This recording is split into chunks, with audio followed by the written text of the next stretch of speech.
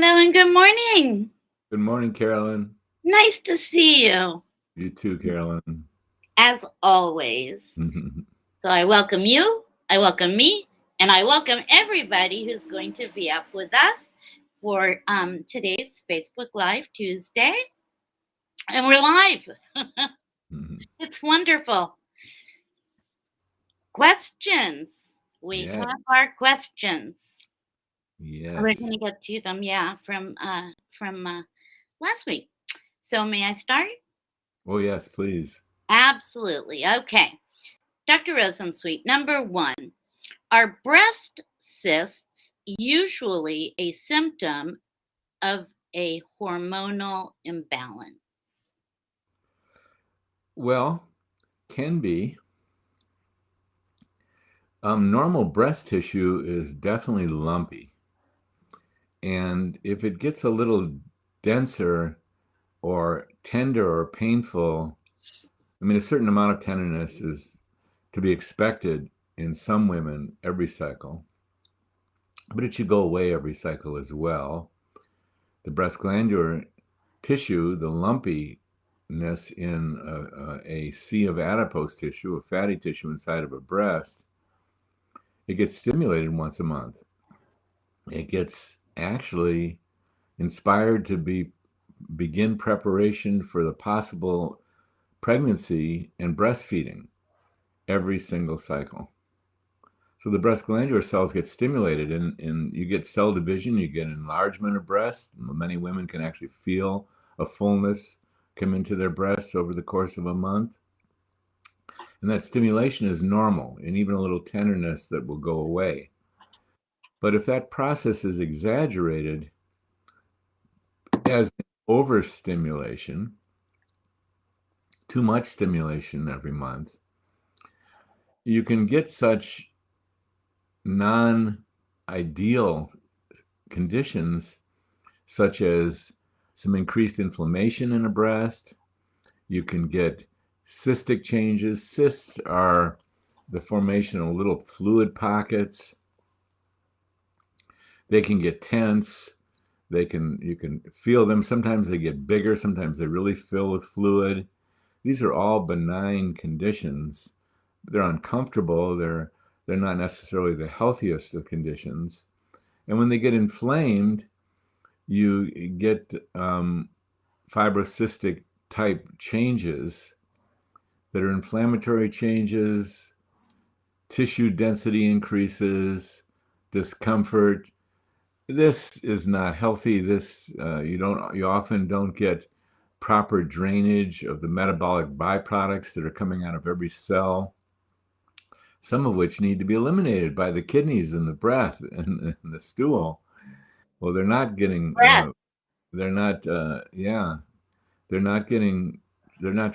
down the lymphatic channels in the breast, which can get compressed in that excessively fibrous or cystic breast that's got some extra tension in it. So it's not a healthy situation. And, what are the causes of this? Overstimulation by estrogen can be one in a young woman. Well, how would a young woman get overstimulation by estrogen? Because estrogen stimulates. Estrogen causes breast glandular cells to proliferate, to cell divide and become more cells in preparation for a possible breastfeed.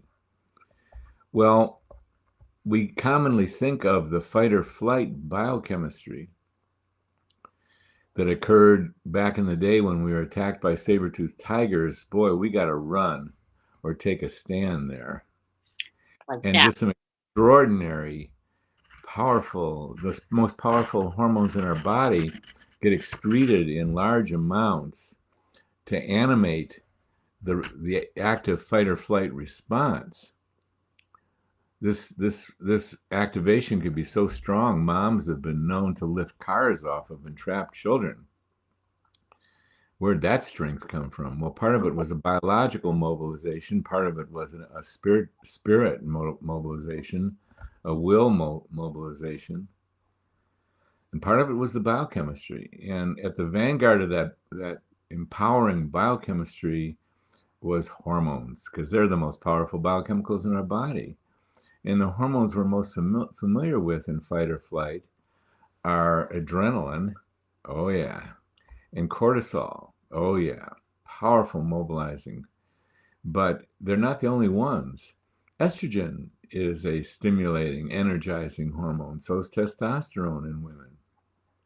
So you can also get an outpouring of estrogen and testosterone. And young women who are chronically stressed are recruiting estrogen as part to participate in the biology of the stress response.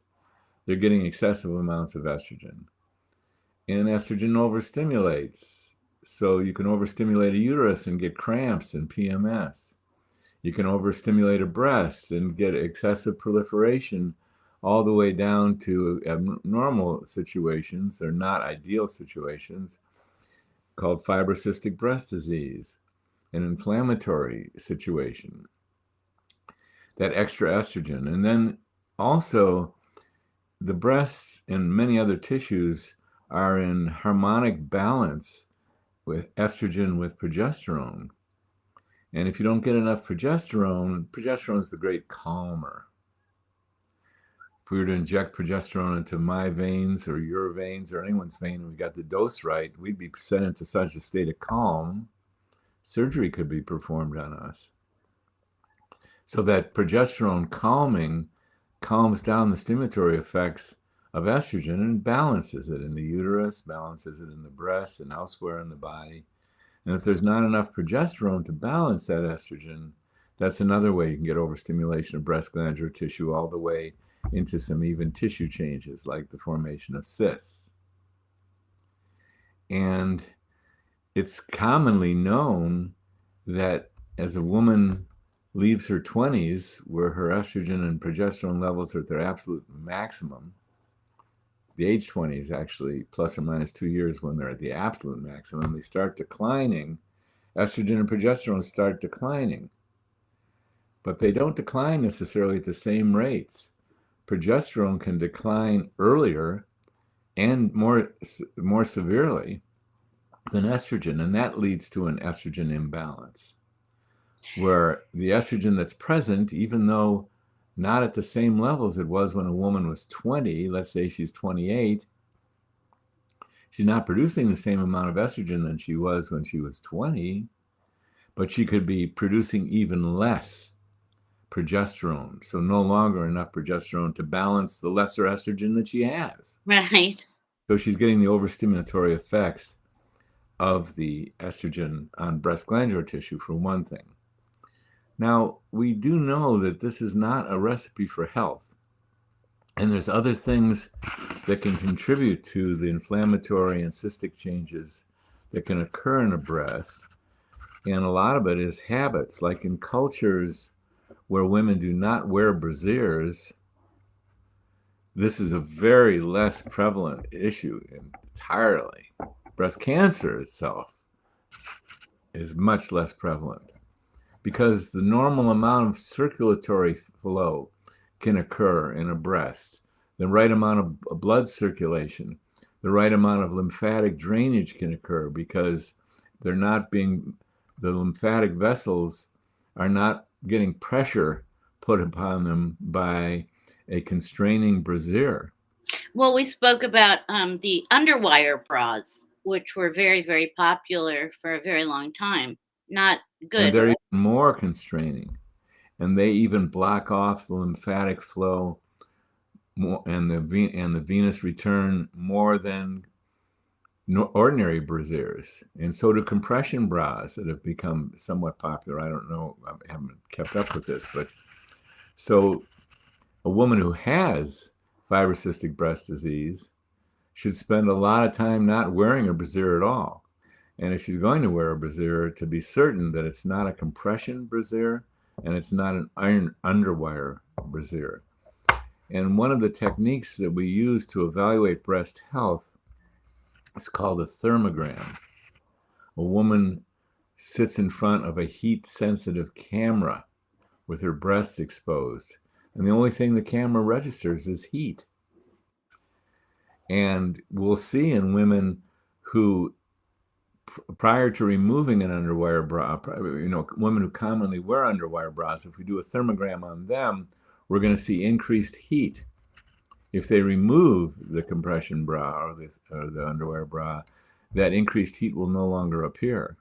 Increased heat is a sign of inflammation most often, and we don't want inflammation when it's not supposed to be there. We love inflammation when there's an infection, and we don't want too much of it, but we do not want the inflammatory response when there's no reason for it other than abnormal compression. So there's a chapter in our book, Happy Healthy Hormones, which Carolyn has put up a free PDF version of that on the Facebook Ins and Outs of Menopause. You can download that. There's a chapter on breast health because it's very advisable to consider breast health.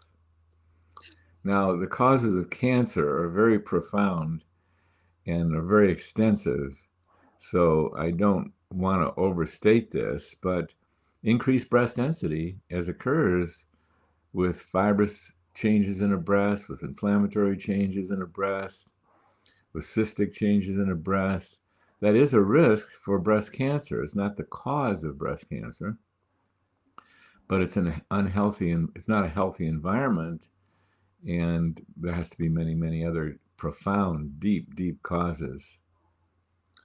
And then, I know sometimes my answers are quite lengthy. Whenever you have a body part or a symptom in your body, it isn't just a matter of the physical by any means. The physical is not the cause in most instances. Even if compression bras or underwire bras are ultimately leading to unhealthy changes in the breast, there's a deeper cause. Like, why would a woman choose to have an underwire bra or a compression bra? So that's a big subject, and it gets into issues of self-esteem and self-love and accepting the body we have. And I'm not going to go there, but there's an ancient book, not that ancient, by Louise Hay. She's written many books, and you can Google her. And if you have a system in your body that's not doing well, like breasts, for example, or is developing symptoms, I always like to start with Louise Hay because she's going to give you some background on the multidimensional origin of some of these things. And it's never a coincidence. Like, people who have knee trouble may have trouble standing. Well, people who have feet trouble may have metaphorical trouble standing on their own 2 feet. Right. People who have kidney trouble often have the energy systems of fear are often in one location for them. Just one is the kidneys. So Louise Hay is always worth contemplating, because the causes of illness, even if they're physical in nature, there was some reason why that person made the choice and went unconscious around something that's basically not healthy. It's a great book, definitely. Louise Hay. You can heal your life.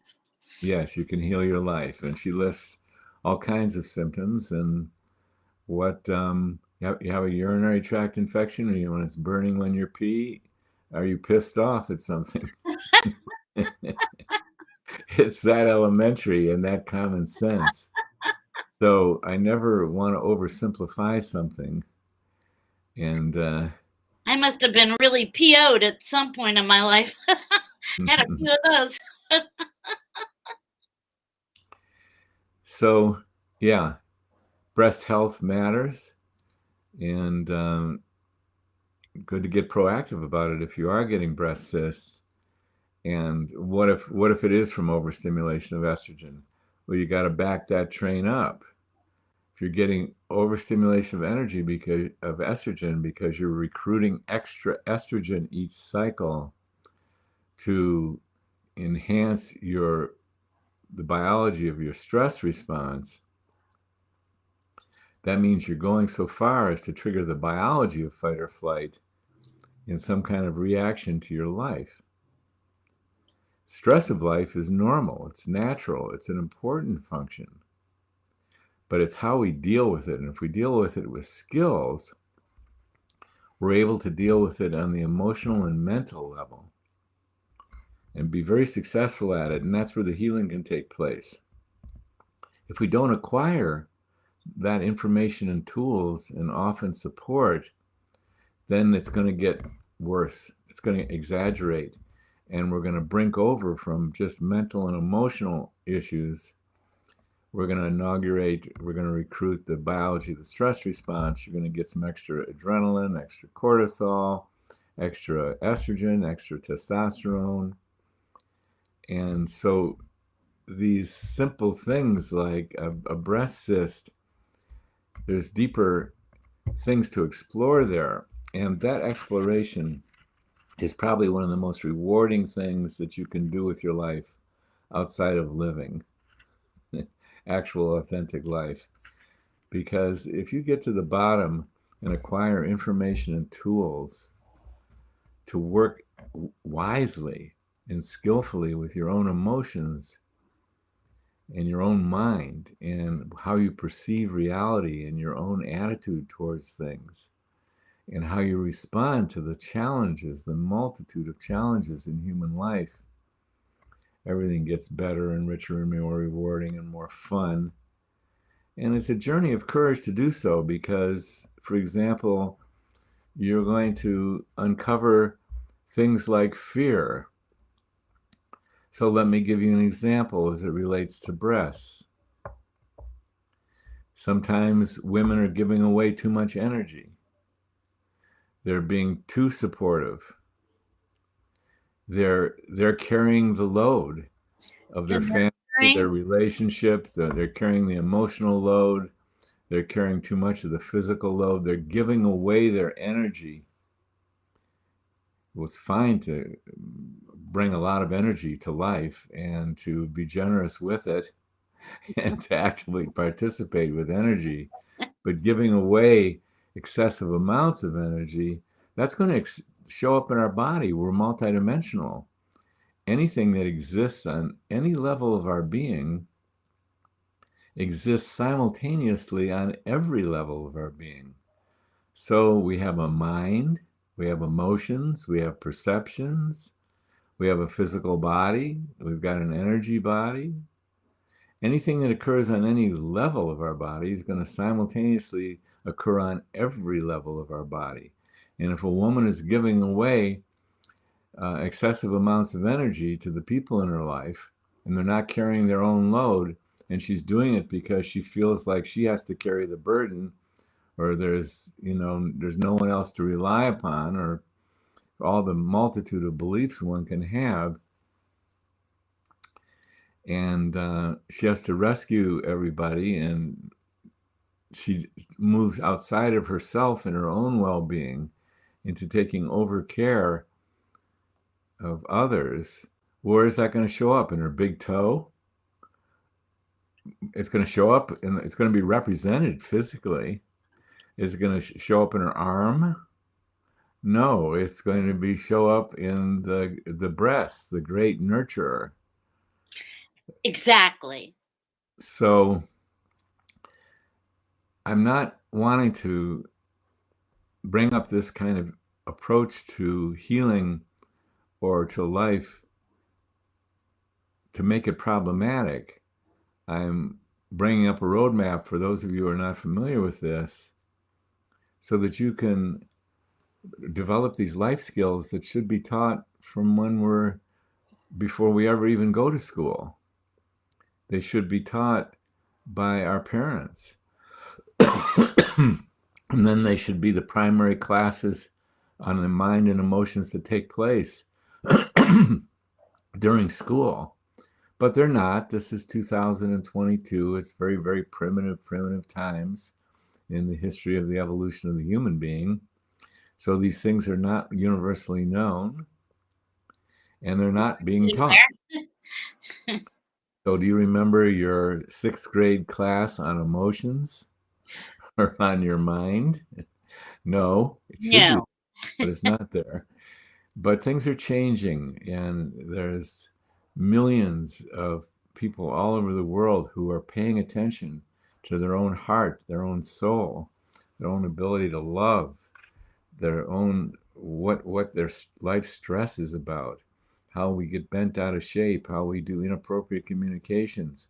This whole field that one could call the field of learning about life. It's really the bottom line. It's spiritual growth, because it'll take you home to your own, to the divine, if you do a great job of this. So this is the great work. So if you have breast cysts and you follow it all the way, and you do what these breast cysts are calling for, because that's the bottom line in medicine. You've discovered breast cyst. Your body is saying, I'm hurting. And that's to help you wake up. So it's kind of like a gift in a weird way. Pardon? It's like a gift in a weird way. It is. It's your body trying to get your attention, and it wants something from you, and it wants you to notice that something's not quite right. And it wants you to ask the question, what's going on here? Yeah. And it wants you, and this is the most challenging part of it, it wants you to come up with the right answer. It doesn't want some kind of answer like, well, I have a penicillin deficiency, or I have a Valium deficiency. Right. Right. That's not the right answer. So the breast cysts are going to rock on, right?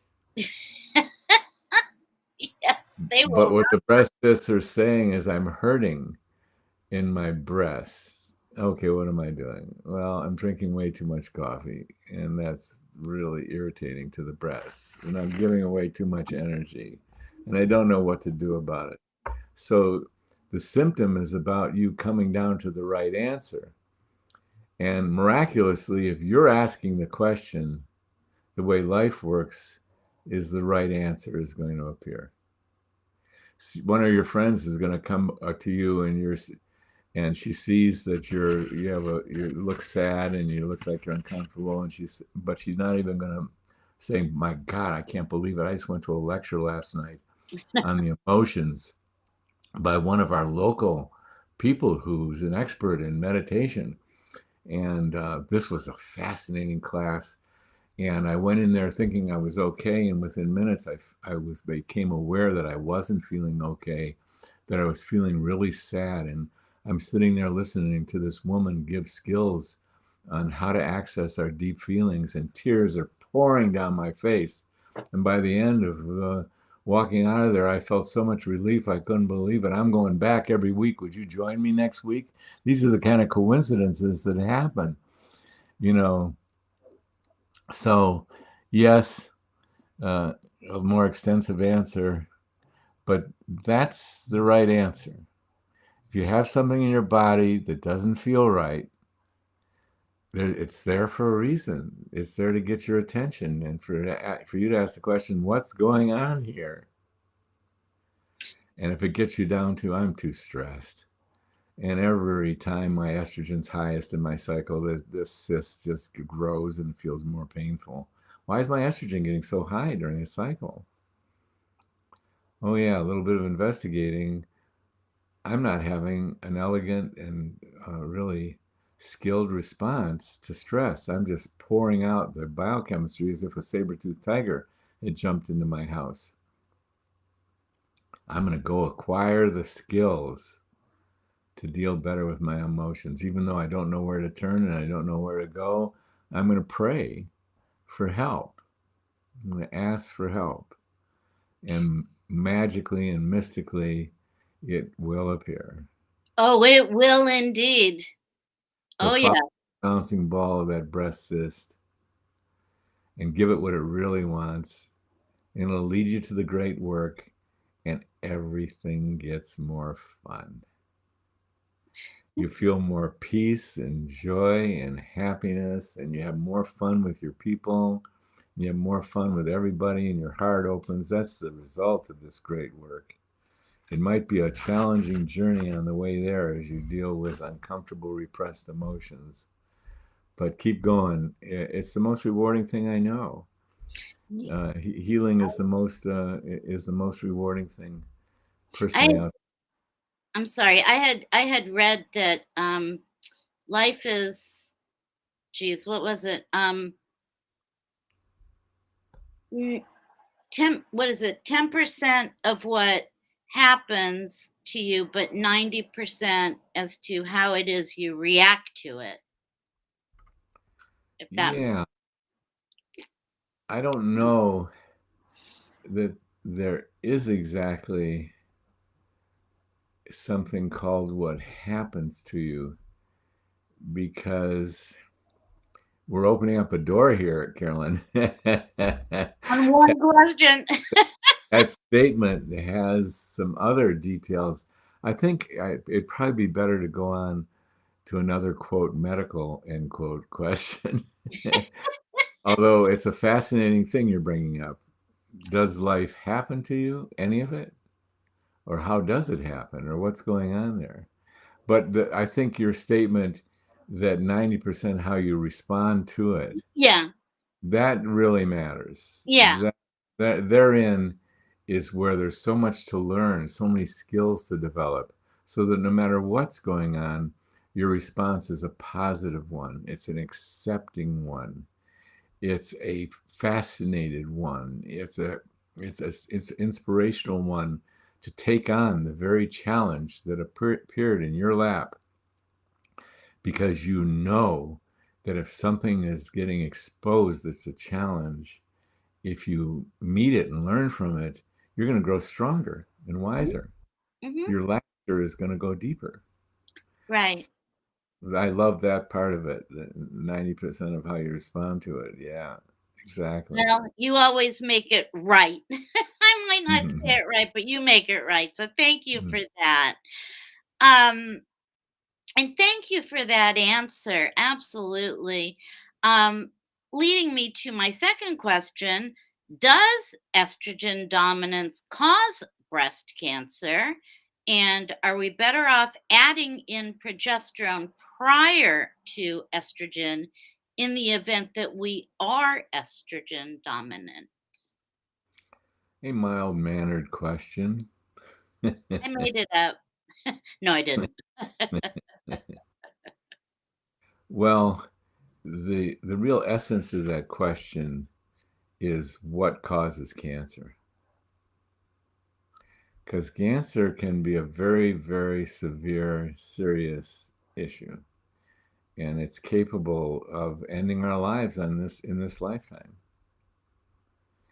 And anything that is that intense doesn't have simple causes. And I'm sort of blown away by looking at something that profound and thinking that there's a simple cause, like an estrogen metabolite or excessive estrogen or not enough progesterone. It's just too big of a thing Yeah.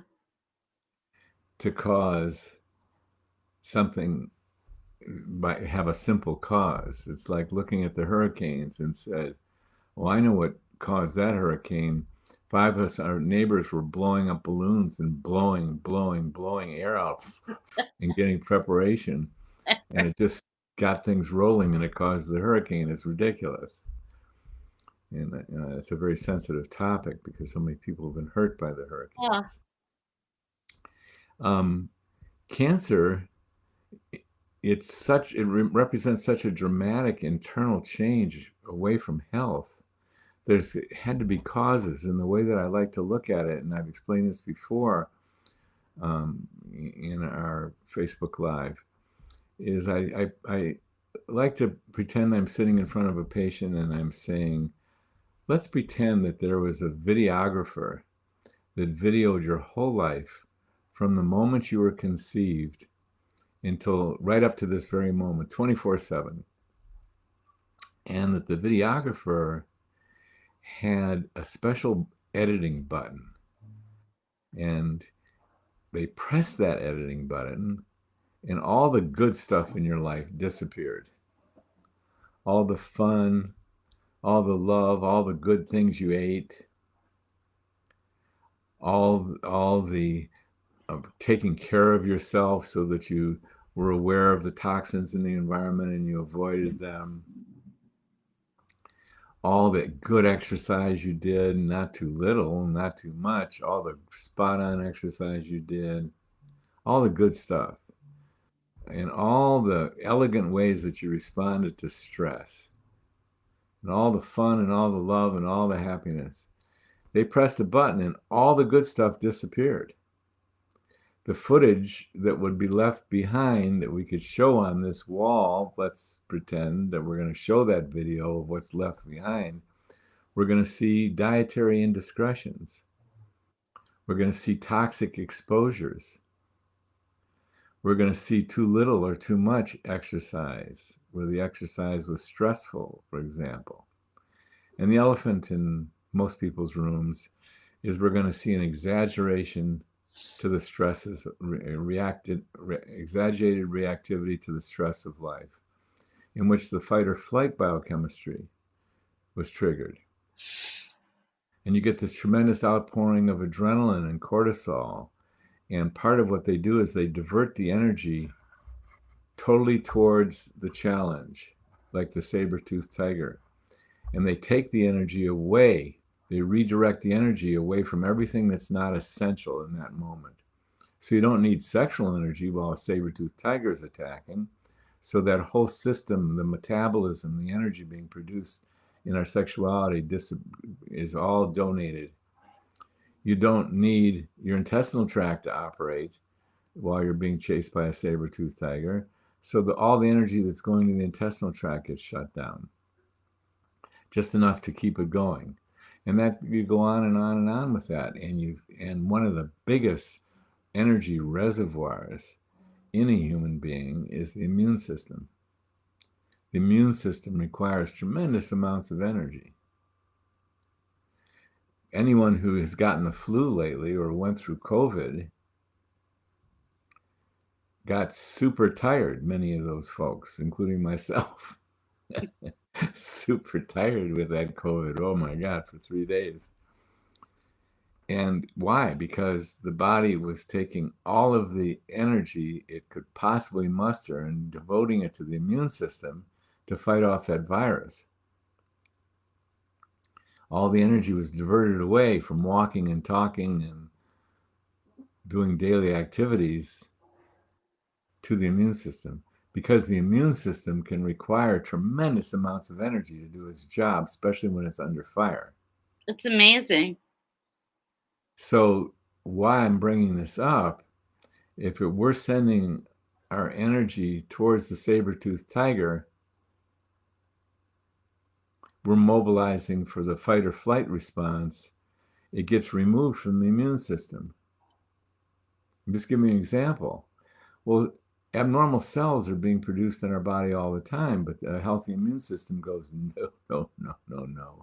And it sends off a few white cells and some other fabulous, highly sophisticated biochemistry, and it just makes those cells disappear. It's vigilant. It knows what's us and what's not us. But it takes a lot of energy to do that. So if you're sending your energy down stress pathways rather than giving enough to the immune system, you're vulnerable to some of those cells not being picked up. That's just one example. There's all kinds of biological phenomena that go on to let cancer cells actually grow rather than get disappeared. So, what's the cause of cancer? Is it estrogen dominance? Right. Estrogen dominance can lead to an unhealthy breast situation where the density of the breast increases. So you don't get good blood flow, you don't get lymphatic drainage, but that's the biology of it. Yes, that's more vulnerable to cell changing, but it's not the cause. The cause was the day upon day upon day upon day of the stress response that called forth extra estrogen that overstimulated breast glandular cells. So why do I want to put that in perspective?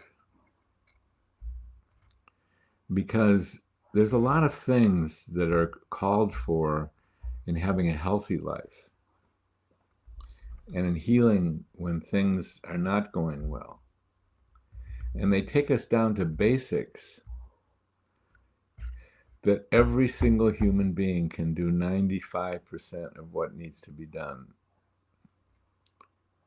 to turn unhealthy habits into energy building, health building trajectory.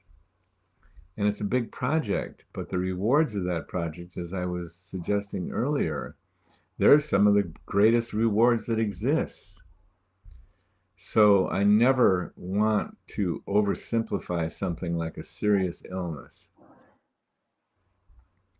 I want to take us back to the basics. And I realize this as a doctor, a patient showing up to my office for the first time, they're showing up there because they're not happy about something. Yeah, right.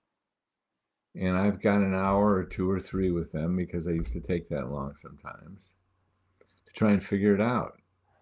And then they go back into their lives and I don't see them. And I thought, man, this is not so dependent upon me and what I know and what I do. And it's tremendously dependent on, is that patient going to take on the subject of nutrition? And if they're in an unhealthy, physically deteriorating eating plan, which can occur, they're going to take on the project, and over the course of a year or 2 or 3 or 4, they're going to turn that tide to where they become healthy eaters. If they're suppressing their breath, they're going to acquire skills in coaching so that they can become active breathers and get more oxygen into their body. If they're not exercising enough, or they're using over-exercise to self-medicate with adrenaline that they trigger from their own stress response, they learn how to exercise impeccably.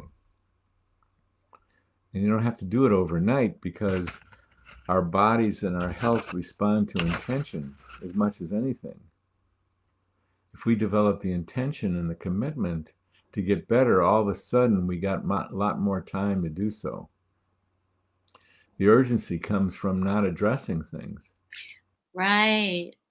But once we commit to it, that means we're going to do everything it takes to get the job done. All of a sudden we can do everything at a humane pace. We don't have to become experts in nutrition in 3 weeks.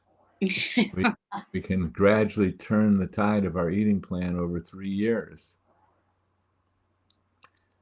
And because we're all living lives, and there's a lot of different moving parts, and we just don't want to stress ourselves by our newfound health habits. We're just stressing ourselves. So I know that boy, today is get into the weeds. Deep. with some of these answers. I know they're probably a little more lengthy than some of my team would love to see me do. Aww. But we're your audience, and we like to hear what you're saying. So the primary thing is to wake up, realize that health matters, life matters. Pledge to yourself, promise yourself, commit to yourself that you're going to acquire the information and tools to heal, and you're going to do so at a humane pace that also allows you to live your daily life. And you're going to be kind to yourself in the process. That's right. Beat yourself up for what you're discovering, about what wasn't healthy. You have said healing is possible many times. Absolutely. There are so many stories of people that were given the worst diagnosis they could imagine. Life-threatening, tremendously threatening and disturbing and upsetting, and staggeringly challenging diagnoses. And I'm a physician, so I've heard the stories from people who said, yeah, years ago I had this cancer, And I thought this was the end for me. But I did this and I did this and I did that and I did this. And I'm alive today and cooking, and I'm so much the better for it. And there's a book out there called Remarkable Recoveries that many people give these testimonials. And one of the things that is common to all these people, they said, I never thought the day would come that I would thank this illness for the life changes it inspired in me and where I am today because of it. So healing is possible, Carolyn. I always love it when you bring that up. Well, that's a great gift we're given. And it doesn't have to be ponderous. It can be, the more skilled you get at simple healing process, the more rewarding and kind and simple it can be. So healing is possible. it is possible. I'm living proof of that, actually. Yes, you are. I am, and very grateful for it. And I understand that gift thing. I know that people are like, gift, Yeah, what does that mean? right. But I get it. And thank you for that. And I always, too, love when you go down that path. This is a question that I asked if I could ask, and I'm going to ask. So the question is, why is it that many women are given estrogen blockers that make us feel really unwell when it is being stated that hormones are okay for us to take if our breast cancers have been treated properly? My doctor insists I do take an estrogen blocker, and I'm very confused having read your book, Happy Healthy Hormones, and also Estrogen Matters. So I'm wondering your thoughts on this, Dr. Rosensweet. Wow, this is just like a continuation of what we've been discussing earlier. Totally. Well, no mistakes. Where to begin with this? Yeah. There was a misconception that estrogen caused cancer. Therefore, if a chemical could be developed that blocked estrogen doing its thing, that would be a beneficial thing for anyone who had breast cancer. But the key word that I just said was misconception. And there's so many different ways to approach this. The original design of men and women is just much of our early life has many different hallmarks, one of which is this exuberant amount of sex hormones that are produced. In women, it's estrogen, progesterone, testosterone, and DHEA coming out of the ovary. Humongous amounts of it. Most powerful biochemicals and some of the most prevalent biochemicals in our body. In men, it's testosterone and a few others, including estrogen. Men need estrogen. Men who don't have enough estrogen have very, very special challenges. These are the most powerful chemicals in our body, and boy, when a woman gets pregnant, they multiply times 10 to 100. It's just amazing. Yet you don't often see, except in very rare circumstances, in these times of just humongous estrogen output, for example, you don't see cancers. You don't see prostate cancer in men when they're at the peak of their testosterone. Hormones don't cause cancer. Our original design does not cause cancer. Our original design causes health. Wants us to live, yeah. And our original design is so phenomenal, it's staggering. It was one of the most phenomenal things about medical school. Time after time after time, my mind was absolutely blown by the sophistication and elegance. Only a divine power could have imagined this one. Way, way beyond human conception, how exquisitely elegant. And I don't even have words to describe how well designed we are. I agree. Now, we can interfere with that design, and cause illnesses. And earlier today in this Facebook Live, I was trying to get more realistic about what does cause these illnesses. But let me make a statement. Estrogen does not cause cancer, breast cancer, any kind of cancer. Testosterone does not cause prostate cancer in men. In men, it's the men who have the lower testosterone that are more vulnerable to prostate cancer. But prostate cancer is a cancer. There are causes. They all relate to what I was talking about earlier.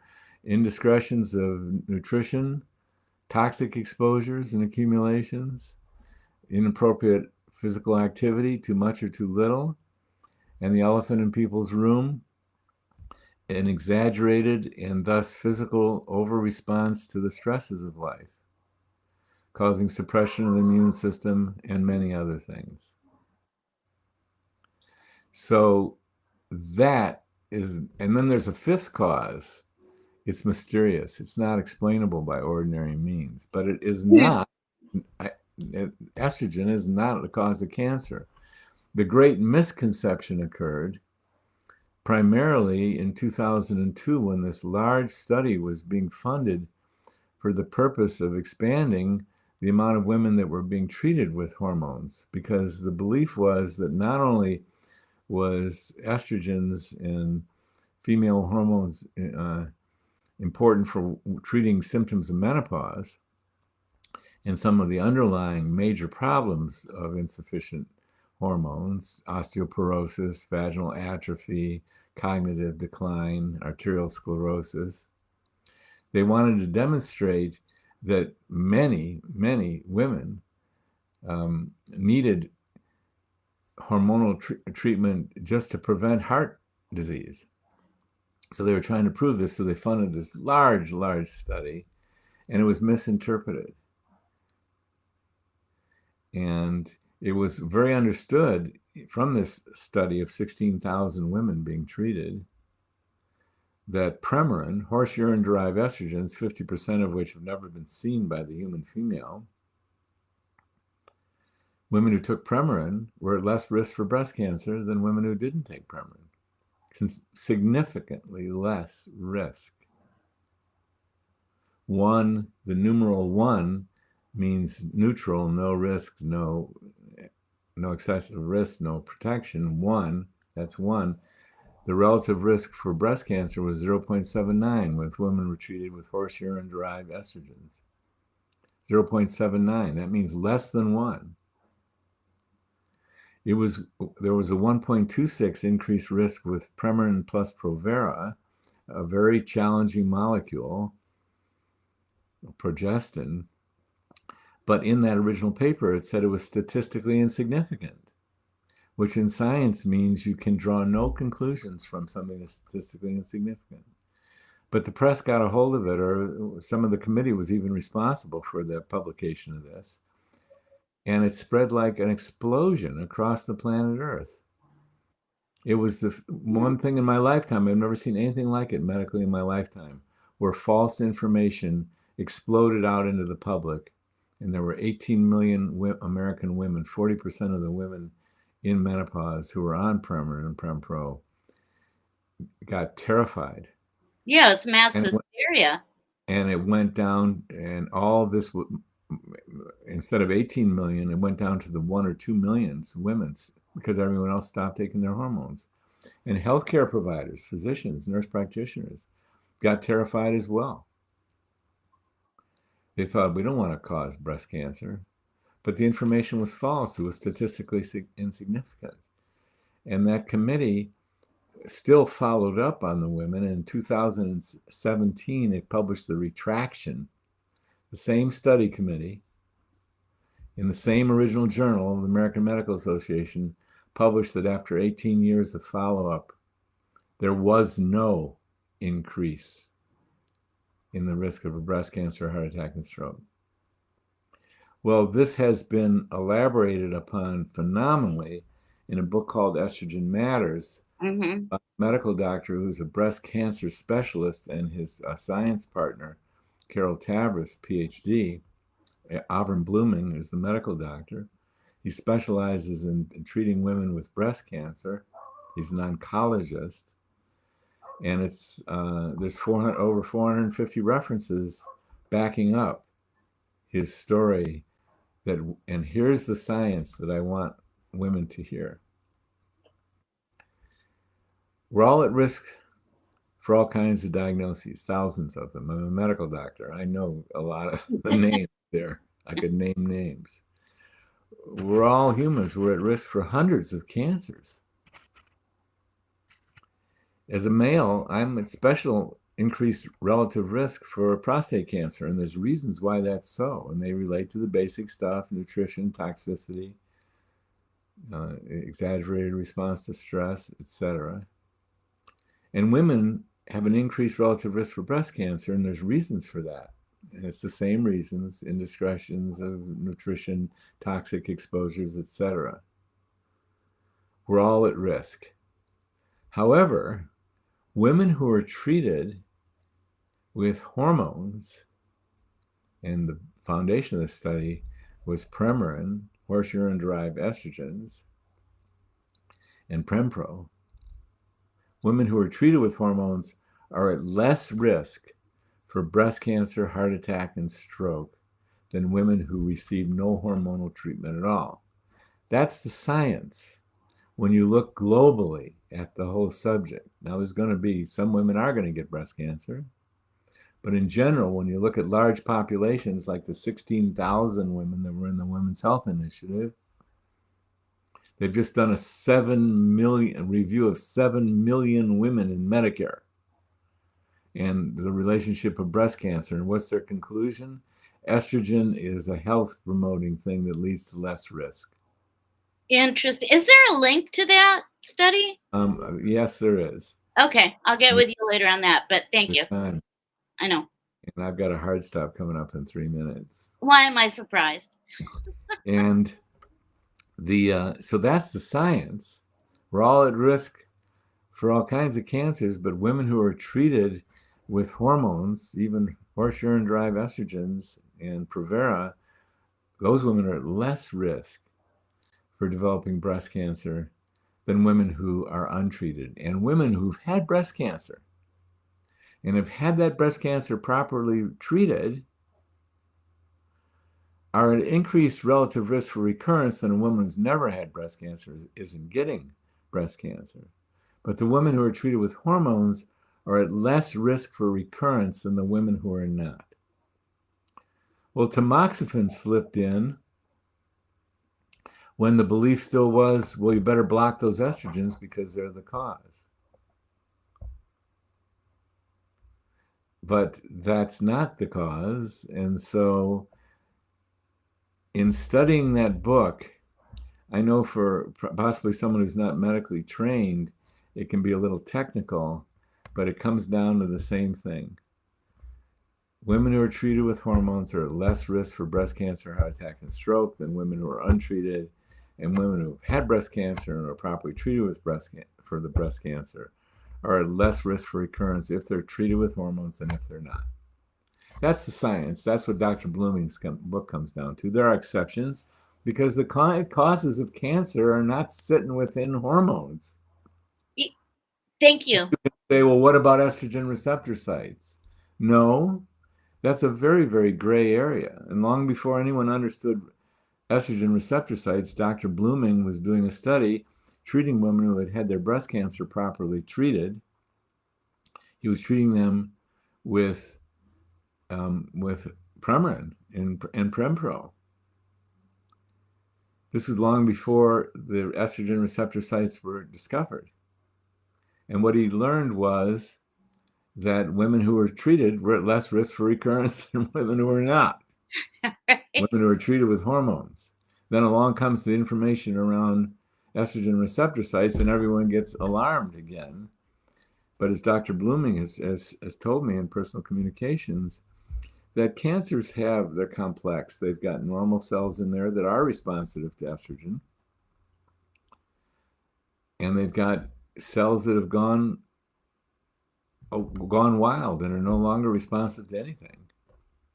And it's the cells that have gone wild that are the problem in a cancer, not the ones that are well differentiated and are just minor variations off what a healthy breast glandular cell is, estrogen positive. But the bottom line is you got to go back to this. There's a lot of causes of cancer. Hormones are not the cause. There are causes, and it's really good to get down to it. And then it's a bigger topic, and I'm going to end on this today. Cancer is very hard. And as one mentor of mine told me, you never disrespect anybody. You always accept things for what they are, because you never know that someone who suffers through cancer and comes out the other side, it's liable to be the very thing that helped them grow in their heart, in their soul, and spiritually in an accelerated fashion. And rough as it was on them, you never want to judge them, because that's their process. And that process, they could come out the other end so much more at home in their own self, and so much more connected to God, Goddess, all that is, so much more connected to the divine. So you never want to say to them that this is wrong. It's not wrong. It's a natural part of life and the healing process. The illness is part of the healing process. And many, many people who've made it through the other side are deeper, stronger, more loving, more caring, more sensitive, more awake, more aware. And they look back on their illness and they say, wow, thank you. It was rough, but I get it. So we don't want to even judge anything, really. So that's what I agree today. Dr. Rosensweet, you're amazing. And you are amazing. So we only missed one question, but I will bring that up first time next week. I wish you a great week, great weekend. I wish everybody a great week and great weekend. Be loving, be kind, and we will see everybody next Tuesday. Dr. Rosensweet, thank you. Next Tuesday, no, the week after. Next Tuesday, I've got a commitment, so I won't be here next Tuesday. Yeah. Well, all right. I'll put that out there, too. Okay. I hope you have a wonderful time, and we will see everybody then in 2 weeks. 2 weeks. Bye-bye, Carolyn. Bye, all.